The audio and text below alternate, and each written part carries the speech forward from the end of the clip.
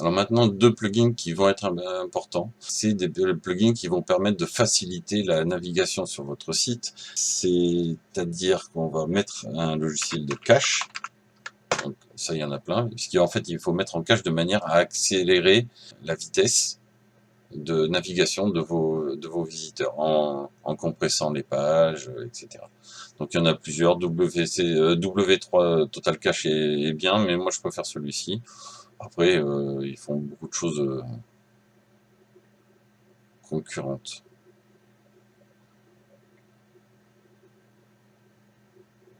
Voilà. Et un autre qui va être un peu important,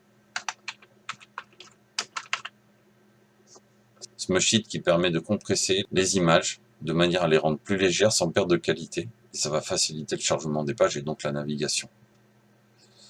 Voilà, j'ai pas activé le cache. Hop, activé.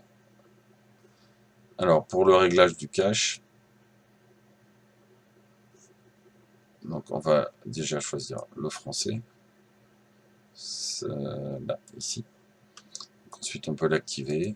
On a différentes options qui nous permettent de choisir ce qu'on veut compresser ou pas.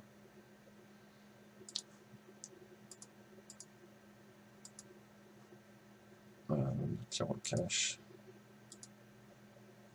Pareil.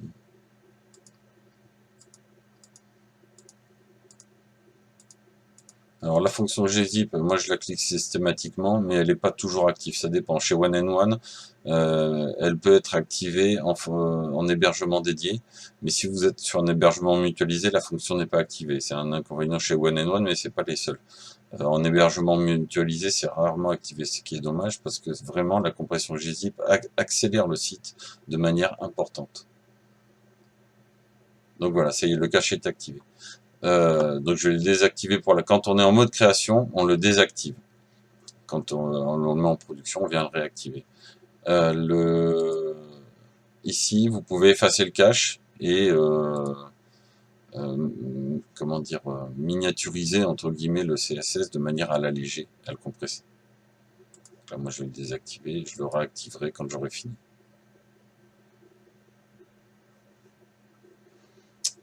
Alors concernant Smush,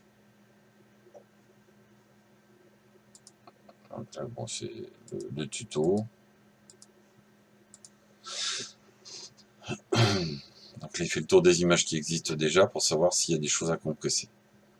Donc quand on l'installe dès le début, on va pouvoir compresser les images au fur et à mesure de leur chargement. Donc vous pouvez voir, après il y a plusieurs options. Et donc si vous en avez déjà des images, vous allez dans Bibliothèque, ici se trouve la liste de vos images, et vous avez un bouton qui se trouve normalement au bout, qui vous permet de smush the image, et ça vous permet de la compresser. Donc par contre, il faut les faire une par une. Donc ça peut être un procédé assez long.